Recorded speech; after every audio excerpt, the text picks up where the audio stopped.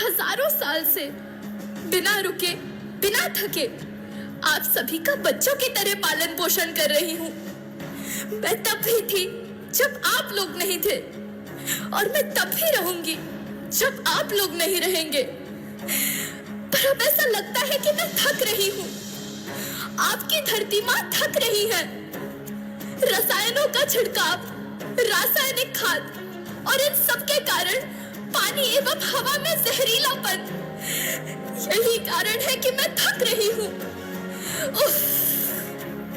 क्या आप जानते हैं कि इन रसायनों के जहरीलेपन से मेरी मिट्टी वैसे ही जलती है जैसे आपके शरीर पर कोई तेजाब डाल दे। लगता है मेरे बच्चों को मेरे दुख का अंदाजा नहीं है। मेरी मिट्टी बंजर हो रही है। ये रसायन मेरी मिट्टी के उपजाऊपन को खत्म कर रहे हैं और उसमें पाए जाने वाला नमक मेरे शरीर पर मिर्च की तरह जल रहा है। मेरी फसलों की पैदावार कम हो रही है। मैं धीरे धीरे और थक रही हूँ।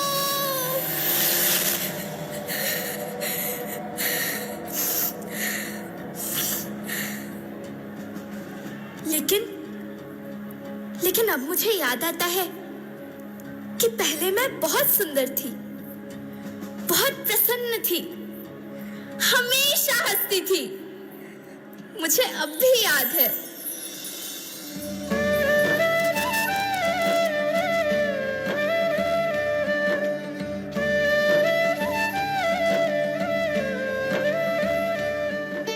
मैं तुम्हारी माँ सुंदर क्यों ना होती? मुझे तो सुंदर होना ही था, क्योंकि बीते जमाने में आप मेरे बच्चे ही तो अपनी माँ के रखवाले थे। आप लोग प्राकृतिक खेती करते थे, और फिर हमारी सभ्यता में तो प्रार्थना भी धरती कल्याण की है। ओम द्यौ शांति, अंतरिक्षः शांति, पृथ्वी शांति, औषधयः शांति, वनस्पतयः शांति। ओम शांति शांति शांति।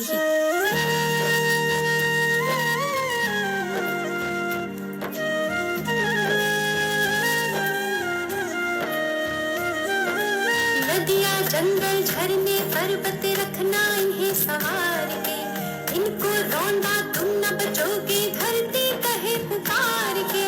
बेमौसम की वर्षा होती, कहीं पे मिट्टी बंजर बनती, बंजर मिट्टी और भी तपती, धरती कहे पुकार के।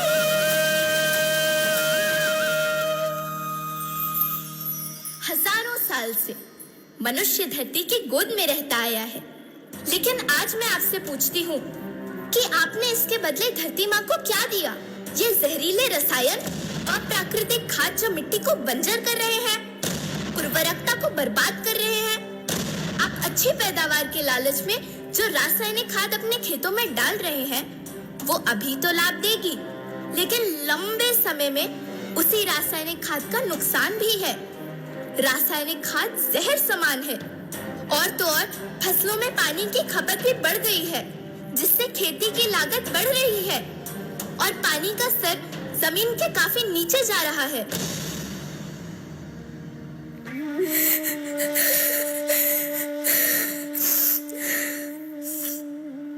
बच्चों, मैं तुम्हारी माँ हूँ।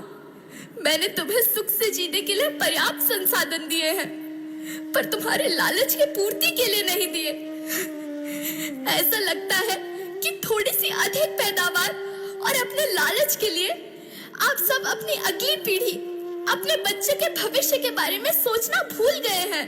सोचो, क्या तुम अपने बच्चों को ऐसे खेत देना चाहते हो जो बंजर हो?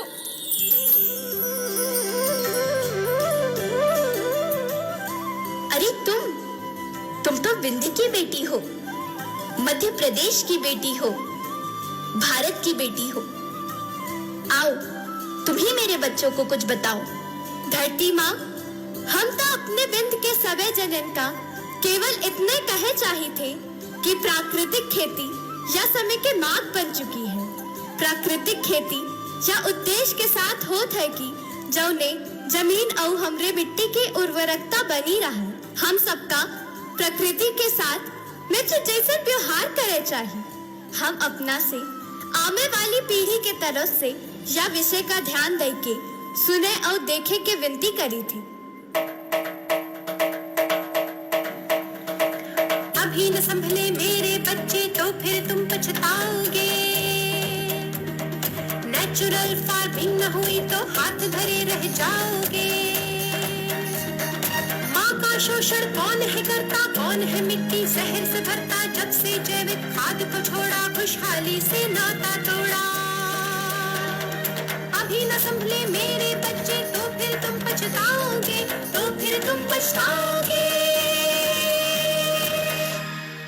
लेकिन धरती माँ, आपको सुरक्षित और प्रसन्न रखने का उपाय क्या है?